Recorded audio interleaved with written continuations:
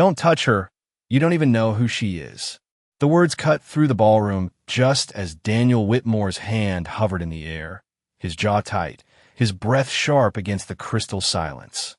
The music had stopped mid-note, like someone had pulled the plug on the night itself, and every guest in the room, hundreds of them dressed in silk and tailored black, stood frozen beneath the gold chandeliers of the Whitmore estate, watching a moment no one dared interrupt. More weight than most people's entire conversations. Lena didn't flinch. Eyes met Lena's again, searching, uncertain, as if asking whether it was safe to hope. Daniel followed that look, catching the exchange, and something in his expression tightened, suspicion threading through his composure. "What is this?" he said more to himself than to them, but loud enough that the room heard it, the guests shifting slightly now, drawn deeper into the unfolding moment, their whispers barely audible but present, like a low current beneath the surface. Lena took a slow breath. The scent of polished wood and expensive perfume filling her lungs, grounding her, and when she spoke again her voice carried that same steady weight. "She came here for a reason," she said, "and you should hear it before you send her away." Daniel let out a short, humorless laugh, the kind that dismissed entire conversations without needing to engage them. "People come here all the time with reasons," he replied. "None of them matter unless I decide they do." But even as he said it, his eyes, different, no longer empty, but full of something forming just beneath the surface, something Daniel Whitmore could not yet see but was no longer able to ignore. Daniel Whitmore did not move right away, and that alone shifted something in the room, because men like him were known for decisions made in seconds, for certainty that never hesitated. Yet now he stood there with his hand slowly lowering to his side, his fingers curling slightly as if holding on to something invisible, his eyes drifting once more to the elderly woman, studying her not as an intruder this time, but as a question he had not prepared for. "If this is not random," he said slowly, his voice quieter but heavier, "then explain it." And the way he said it was no longer a dismissal but a challenge, the kind that demanded precision. Lena felt it immediately, the shift from authority to scrutiny, and she nodded once, not in submission but in acknowledgement, the kind that said she understood the weight of what she was about to say. The chandelier light above them reflected faintly in the polished marble floor, casting soft gold patterns that trembled with every small movement. In the room, and for a brief second Lena glanced down at that reflection, as if grounding herself in something steady before stepping into something that could not be undone. "You built your life on what you were told," she began, her voice even, controlled. "On records, on documents, on stories that were given to you before you could question them." Daniel's brow tightened slightly, not in anger, but in recognition. Because it was true. Everything about his life had been structured, verified, edged dulled by something he could not quite name. Lena took a small step closer, careful, deliberate, making sure every movement felt intentional. "No," she said quietly, "I am speaking around something you were never meant to see."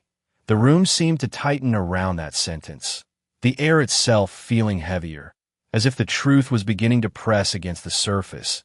Daniel exhaled slowly, his shoulders shifting as if adjusting to a weight he had not realized was there, then stopped circling. He said, his voice lower now, almost tired. "And say it." Lena held his gaze, unwavering, and for the first time there was a hint of something deeper in her expression. Not just calm, but memory. Something lived, something carried. "She has been looking for you for years," she said, and the elderly woman's breath caught audibly at that, her eyes closing for just a moment as if the words themselves were too much to hold all at once. Daniel's expression hardened again, but not in the same way as. At Daniel, not with fear, but with something heavier, something that carried time inside it. "I came because," she began, her voice fragile but steady enough to hold, then paused, drawing in a breath that trembled just enough to be heard in the silence. "Because I could not stay away anymore." The simplicity of it seemed to confuse more than explain. Daniel's brow furrowed, his mind searching for logic, for structure, for something that could turn her words into something manageable. "That is not an answer," he said, though his voice had lost the sharpness it once carried. Lena remained still beside her, watching not the woman but Daniel, watching the way his posture shifted, the way his certainty continued to loosen. "It is the only answer she has left," Lena said quietly, and the elderly woman nodded faintly, her eyes never leaving Daniel's face. "I was told not to come," she continued, her voice gaining a fragile rhythm now, like something long buried beginning to surface. "Many times, by many people, they said it would only make things worse, that you would not want to see me, that would ruin everything you have built." Daniel's jaw tightened slightly at that, the words striking somewhere deeper than he expected. "Then why risk it?" he asked, almost instinctively, and the question came out softer than he intended. The woman swallowed, her throat moving with the effort of holding herself together. "Because I already lost everything once," she said, and this time her voice did not tremble. It settled, firm in a way that came from truth rather than strength. "And I was not going to lose you again without at least standing in front of you." The room seemed to pull inward at that, the weight of her words pressing against every quiet breath. Daniel's gaze faltered for just a fraction of a second before returning to her, and that fraction was enough for Lena to see it, enough to know something inside him had shifted beyond control. "You are assuming something." "That is not true," Daniel said, but the words felt rehearsed, like something he had been taught rather than something he believed in that moment. Lena stepped slightly closer, not enough to interrupt, just enough to remain present in the space between them. "Then let her finish," she said softly, and this time Daniel did not interrupt it, not dismiss. He simply stood there, listening. The elderly woman's shoulders rose and fell with a slow breath as she gathered what little strength she had left. "I do not expect anything from you," she said. "I did not come here to take from you. Not your name, not your life, not your world." Her voice softened at the edges, not weaker, but gentler. "I came because there are things you were never told, things you deserve to know, even if you decide to walk away after hearing them." Daniel's fingers curled slightly at his side again, a small motion, but it carried tension now, not control, his eyes narrowing not in anger, but in focus. "What things?" he asked, and the way he asked it carried something new, not authority, not dismissal, but something closer to need. The woman looked at him, really looked at him now, as if memorizing the lines of his face, the way his eyes held questions he had never asked before. "The truth about where you came from," she said quietly. And for the first time since the night began, the silence that followed was not empty. It was full of something waiting to be revealed. The word truth did not move through the room quickly. It lingered, settling into every corner like a weight no one could ignore. And Daniel Whitmore stood there with his eyes fixed on the elderly woman, his expression tightening not in rejection, but in resistance. The kind that comes when something begins to challenge a foundation that has never been questioned.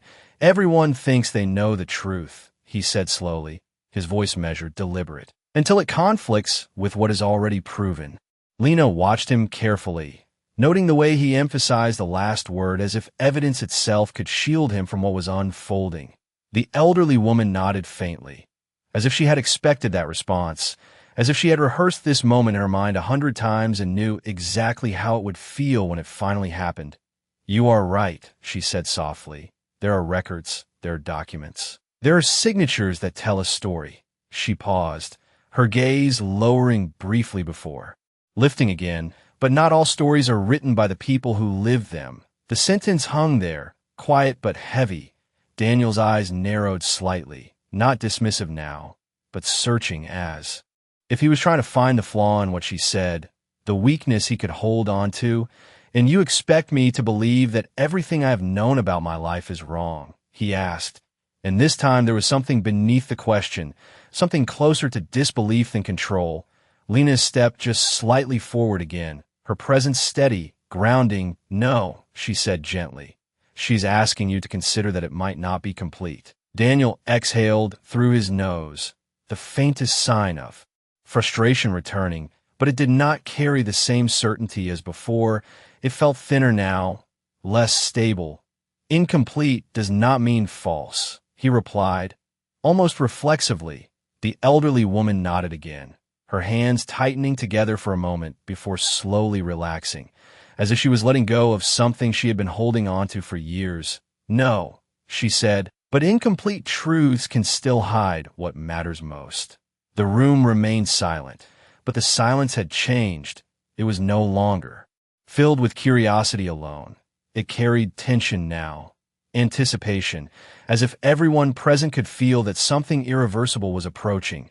Daniel's gaze drifted briefly to the guests around him, to the faces watching, waiting, judging, and then back to her. And in that brief movement, there was a flicker of something he rarely allowed, doubt, small but undeniable. "Then say it clearly," he said, his voice quieter now, almost controlled in a different way. Not to dominate, but to contain. What he was beginning to feel, what is missing. The elderly woman inhaled slowly, her shoulders rising and falling with a breath that seemed to carry years inside it. And when she spoke again, her voice was no longer fragile. It was steady, grounded in something deeper than fear. "You were not given away because you were unwanted," she said, and the words landed softly, but their meaning cut through the room with precision. Daniel's expression shifted, just slightly, but enough to break the surface of his composure, his lips parting as if to respond. But no words came immediately. Lena watched him closely, seeing the moment for what it was. The first fracture, the first time his version of the world did not align perfectly with what he was hearing. "Then why?" Daniel asked after a brief pause, his voice lower now. Stripped of its usual authority, the question no longer a challenge but a need. The elderly woman met his gaze fully now, her eyes steady, unwavering. "Because someone made that choice for me," she said, and the weight of that sentence settled into him in a way nothing else had. His fingers tightening again at his side, his posture shifting as if the ground beneath him had moved just enough to be felt. And for the first time, Daniel Whitmore did not look like a man in control. He looked like someone standing at the edge of something he could not yet see, but could no longer ignore. The words did not fade after she said them. They stayed there, pressing into the silence as if demanding space inside it. And Daniel Whitmore stood completely still, his eyes fixed on her, not with anger now, not even with disbelief, but with something far more fragile, something he had not felt in years, uncertainty, the kind that does not arrive loudly, but settles slowly, reshaping everything it touches. Someone made that choice. He repeated, almost to himself, the sentence sounding different when it came from his own voice, less distant, more real. Lena watched the shift closely, the way his shoulders lowered just slightly, the way his breath changed, no longer sharp but uneven, like his body was trying to catch up to something his mind had not yet accepted. The elderly woman nodded once, her gaze never leaving him. "I did not sign anything," she said quietly. "I did not agree to let you go. I did not walk away from you." Her voice carried a steadiness now that came from truth finally being spoken, not hidden. "You were taken from me." The sentence was not loud, but it carried weight, the kind that could not be dismissed with logic or authority. And Daniel felt it. Not as a fact yet, but as a disruption, something that did not fit into the life he had always known. His mind moving quickly, searching for structure, for evidence, for something he could hold on to. "That is not possible," he said, but the words lacked force. They sounded like something he needed to believe rather than something he knew. Lena took a slow breath, stepping slightly closer into the space between them. Not to confront, but to steady. "You have always trusted what was written down," she said gently. "But have you ever asked who wrote it?" Daniel's eyes flicked toward her, then back to the woman, the question landing in a place he had never examined before. His jaw tightening, as if resisting the direction his thoughts were beginning to take. The elderly woman reached slowly into the inside pocket of her coat, her movement careful, deliberate, as if she understood that every small action now carried meaning. And for a brief second Daniel tensed, instinctively. But he did not stop her, did not call for security. He simply watched. She pulled out a small envelope, worn at the edges, the paper slightly creased as if it had been opened and closed many times over the years, and she held it in both hands, not offering it yet, just holding it between them. "This is all I have left that they could not take," she said softly. Lena glanced at the envelope, then back at Daniel. Watching his reaction, his eyes narrowed slightly, not in suspicion, but in focus, the way he looked at contracts, at documents, at anything that required verification. But this felt different, because this was not something prepared for him, not something presented in a boardroom. This was something personal, something carried. "What is it?" he asked, his voice lower now, almost cautious. The elderly woman hesitated for a fraction of a second, as if the act of letting go of it mattered more than anything she had said so far. Then she extended it toward him, her hand trembling just enough to be seen. "It is proof that I never stopped being your mother," she said, and the word mother landed between them in a way that changed the air itself. Daniel did not take the envelope immediately, his hand hovering just inches away from it, mirroring the moment from earlier. But now it was not about stopping something, it was about deciding whether to accept it, his fingers slowly extending, then pausing again, as if crossing that small distance meant crossing something much larger inside himself. Lena remained still, silent, allowing the moment to unfold without interference. And in that suspended second, Daniel Whitmore stood at the edge of a truth he had never been prepared to face, his hand still hovering, his breath unsteady, the entire room waiting on whether he would finally reach for it. Daniel Whitmore's fingers finally closed around the envelope. And the moment they did, something subtle shifted in his posture. Like a line had been crossed that could not be uncrossed. The paper felt lighter than he expected, almost fragile, yet it carried a weight that pressed into his palm as if it held more than ink and memory.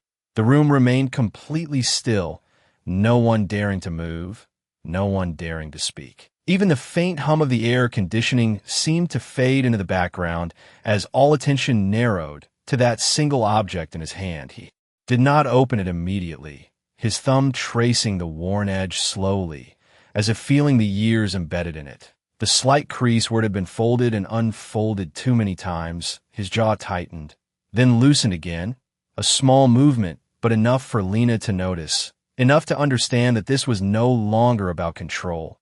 This was about hesitation, about the quiet fear of what might be waiting inside. "You have had this for a long time," Daniel said, his voice low, almost careful. The elderly woman nodded, her hands now empty at her sides, her fingers curling slightly, as if they still remembered holding it. "Since the day they told me you were gone," she replied, and the words settled into him differently than everything else she had said, more personal, more immediate.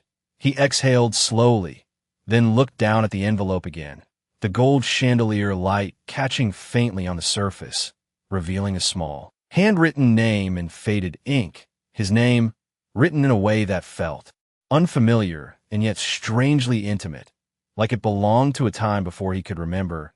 His breath paused for a fraction of a second, then continued. Uneven, he slid his finger carefully beneath the flap, the paper giving way with a soft sound that seemed louder than it should have been in the silence. And when he opened it, the room leaned in without moving, drawn into the moment as if it held something more than just answers. Inside was a single photograph, small, slightly worn, the edges softened by time. Daniel stared at it without fully seeing it at first, his mind catching up slower than his eyes. Then something shifted, his focus sharpening, the image settling into clarity. It was a hospital room, simple, plain, the kind that did not belong to wealth or power. Just a place where beginnings happened quietly.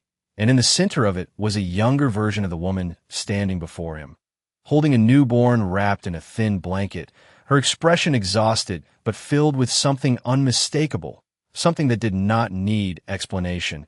Her eyes looking down at the child with a kind of tenderness that could not be staged, could not be fabricated. Daniel's fingers tightened slightly around the photograph, not enough to crease it, but enough to feel it, to ground himself in something real. His chest rose and fell more noticeably now, his breath no longer controlled, and for a moment he did not look up. He could not, because looking up meant acknowledging that the image connected to the person in front of him, and that connection carried implications he was not ready to face.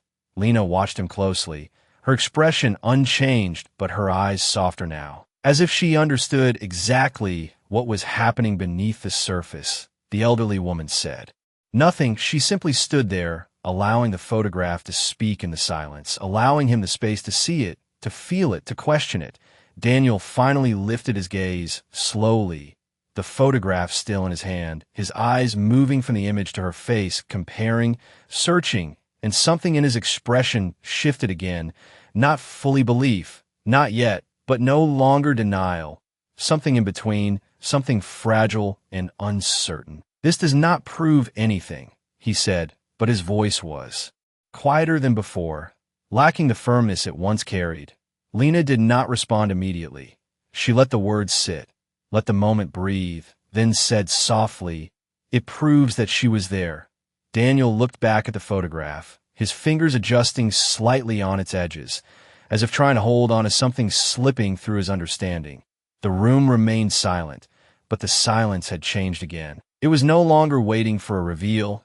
It was witnessing something unfolding, something internal, something that could not be rushed. And for the first time, Daniel Whitmore stood not as the man who controlled everything around him, but as someone trying to understand a truth that was beginning to feel real, whether he wanted it to or not. Daniel Whitmore kept staring at the photograph long after the room had already accepted what it meant, his eyes tracing the details again and again, as if repetition might change what he was seeing. The curve of the woman's face in the image, the way her arms held the child with a quiet certainty, the small hospital bracelet visible on the newborn's wrist, a detail so ordinary it would have meant nothing before, yet now it pulled at something deep inside him, something he could not name, but could not ignore. His thumb brushed lightly across the surface of the photo, not to erase, but to confirm it was real, the texture of the paper, grounding him in a way logic could not. "There are thousands of pictures like this," he said finally, but the words felt thinner than before, like they were losing strength each time he used them. Lena noticed it immediately, the shift in his voice, the way it no longer carried authority but hesitation. "Yes," she replied quietly, "but not all of them end up in the hands of the person who lived it." Daniel did not respond, his gaze drifting once more from the photograph to the woman standing in front of him. And this time the comparison was not subtle. It was direct, intentional, his eyes moving from the younger face in the image to the older one before him, searching for lines that matched, for something that could bridge the years between them. And slowly, almost reluctantly, he began to see it, not in exact features, but in something deeper, the way her eyes held his without flinching, the way her expression carried both strength and restraint, as if she had learned to live with absence without letting it define her. His breath caught slightly, then steadied, but it did not return to the calm rhythm it once had. "If this is true," he said, the words forming carefully, as if each one needed to be tested before it was allowed out, "then someone would have had to change everything."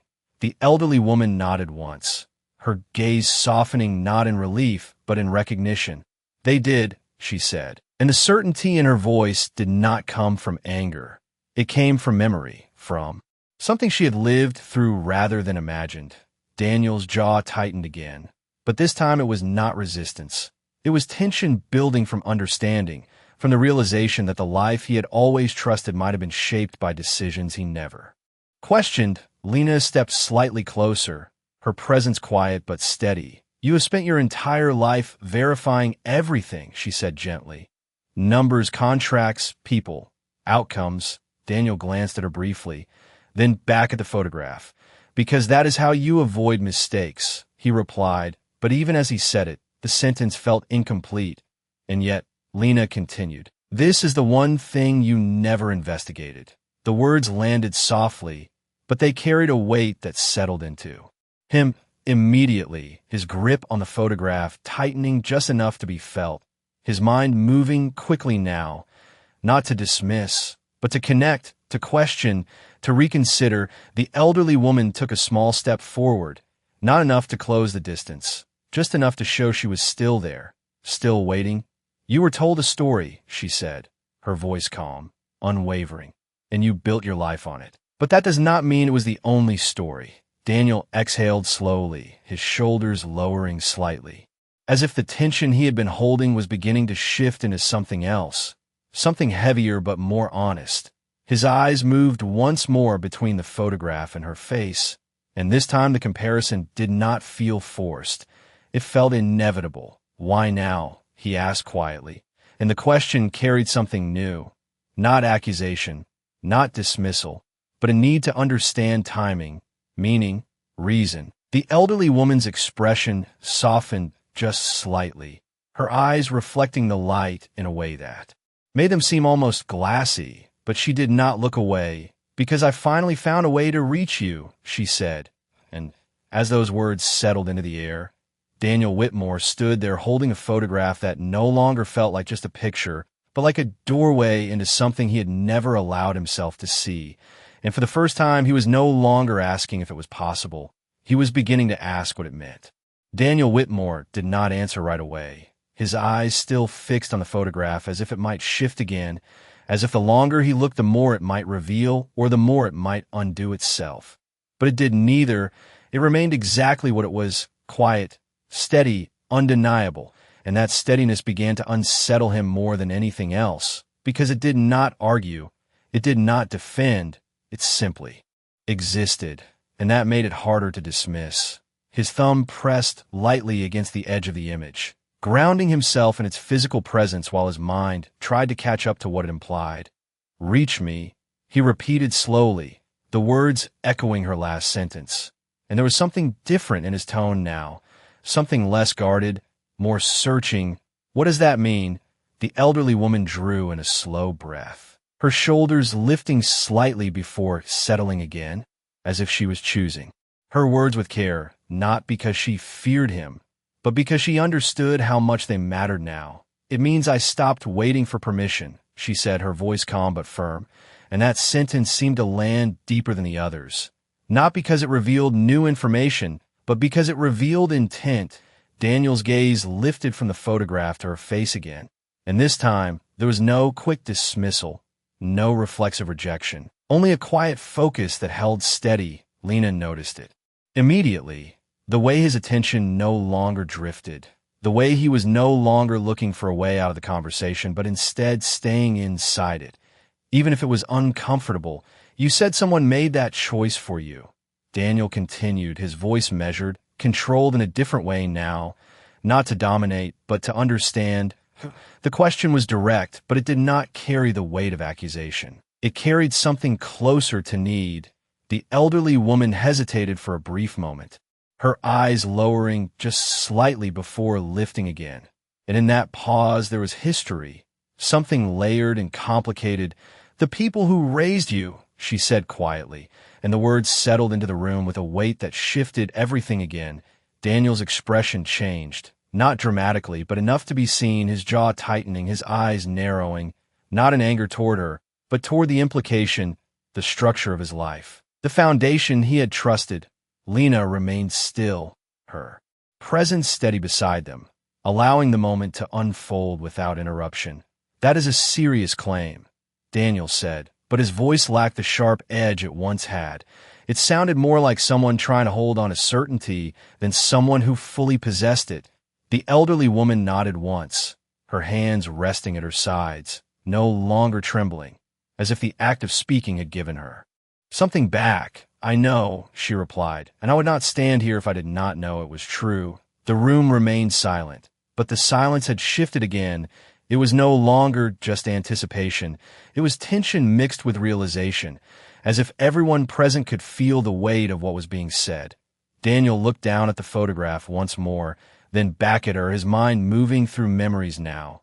Not just facts. Moments, fragments of his childhood that had always felt complete, but now seemed to carry small gaps he had never noticed, small questions he had never asked.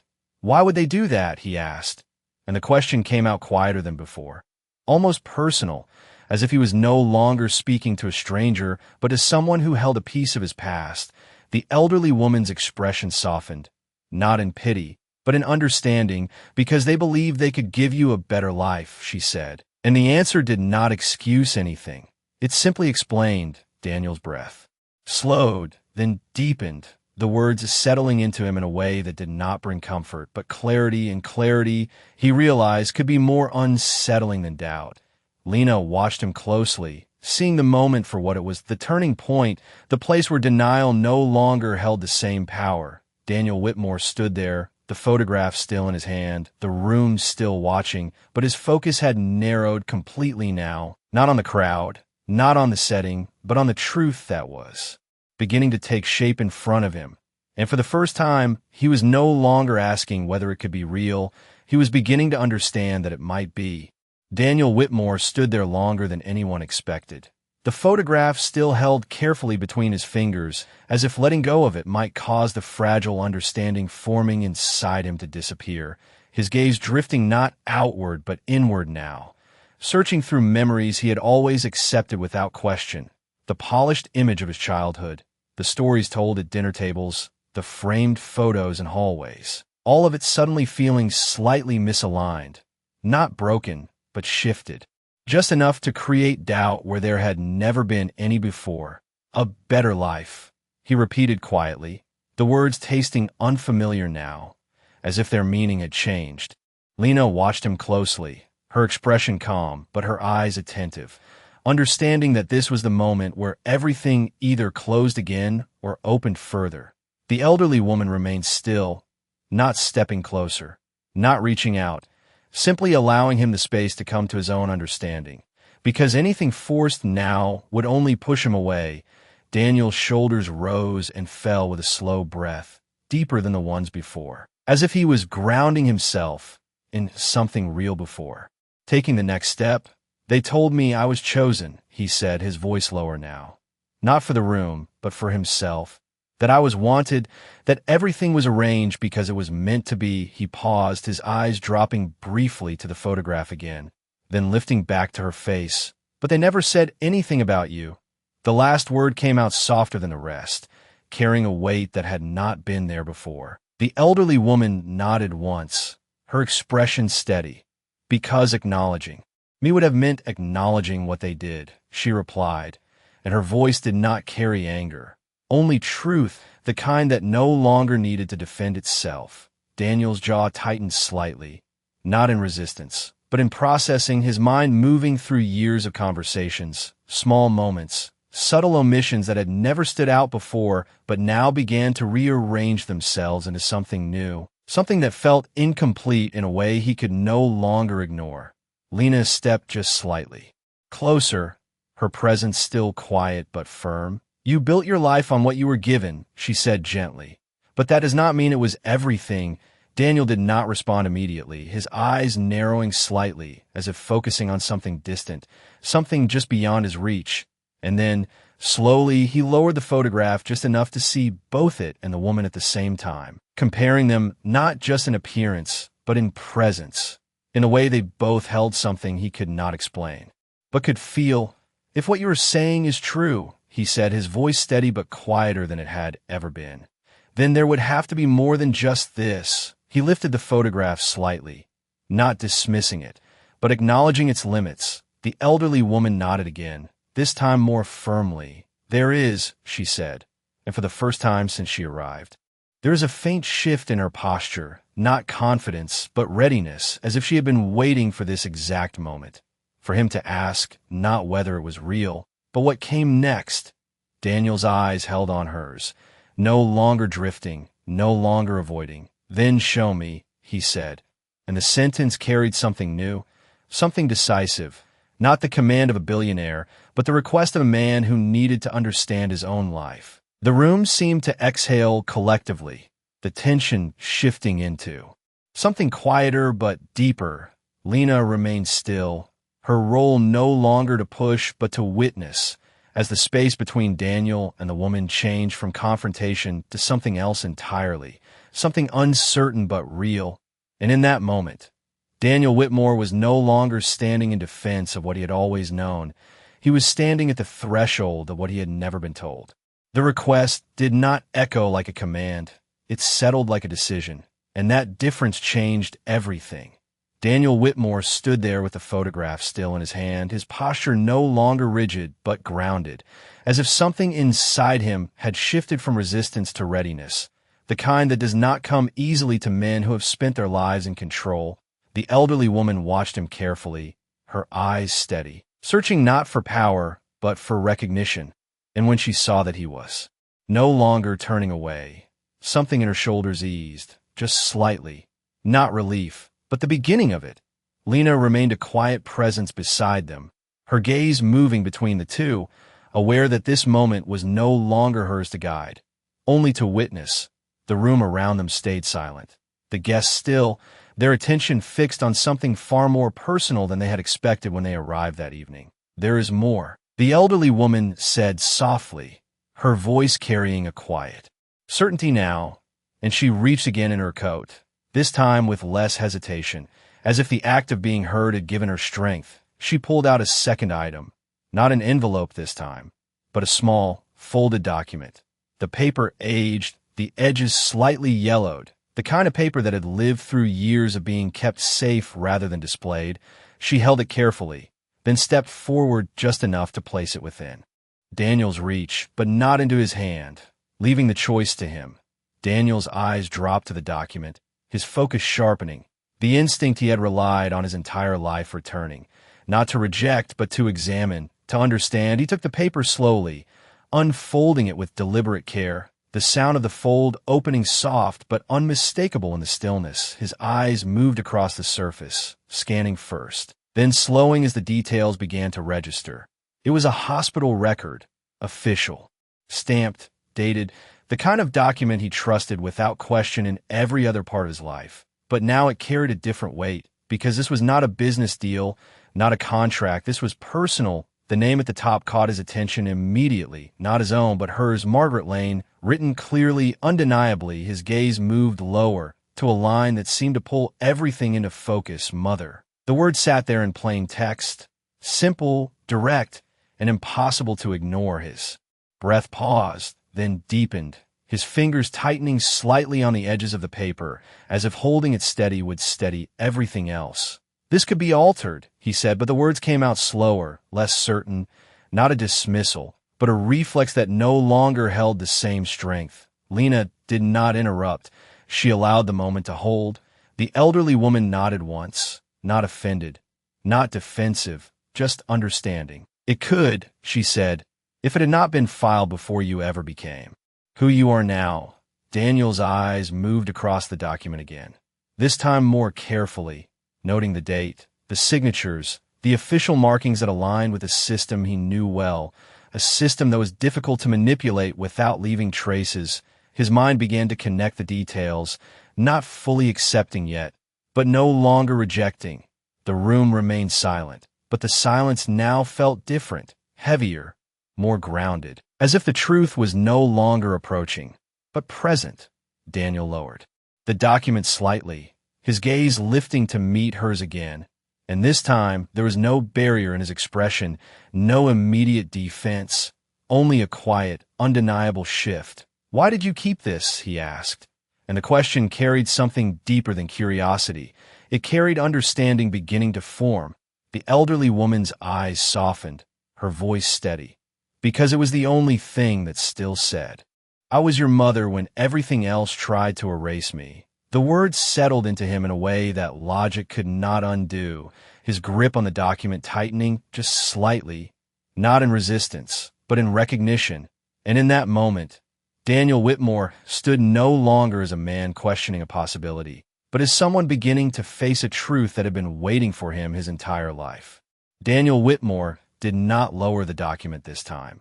He held it in front of him as if it had become something more than paper, something that connected him to a version of himself he had never been allowed to question.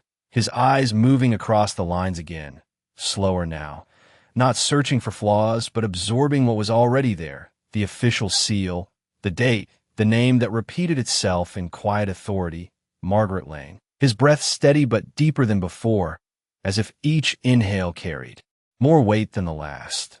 The room remained silent, but the silence no longer felt tense. It felt heavy with realization, like something long hidden had finally surfaced and could not be pushed back down. Lena watched him carefully, her presence unchanged, but her eyes softer now, aware that this was the moment where truth stopped being abstract and became personal. The elderly woman stood where she was, not moving closer, not reaching for him, her hands resting at her sides, as if she understood that anything forced now would only break what was beginning to form. Daniel's fingers tightened slightly on the document, not enough to damage it, but enough to feel it, to anchor himself in something real. All this time, he said quietly, his voice no longer carrying authority but reflection, I believed I had the full story. The words did not sound like regret yet, but they were moving in that direction. The elderly woman nodded once, her gaze steady. You had the version they allowed you to have, she replied, and there was no bitterness in her tone, only truth, the kind that did not need to raise its voice to be heard. Daniel exhaled slowly, his shoulders lowering as if something inside him was giving way.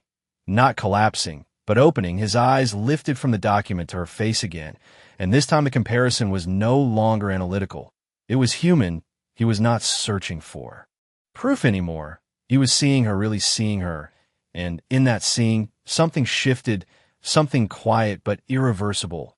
And you waited, he said, his voice softer now, almost questioning. The elderly woman's expression changed just slightly, not to sadness, but to something deeper, something that carried time. I waited because I did not know if I would ever be allowed to stand in front of you, she said. And when I finally had the chance, I was not going to waste it.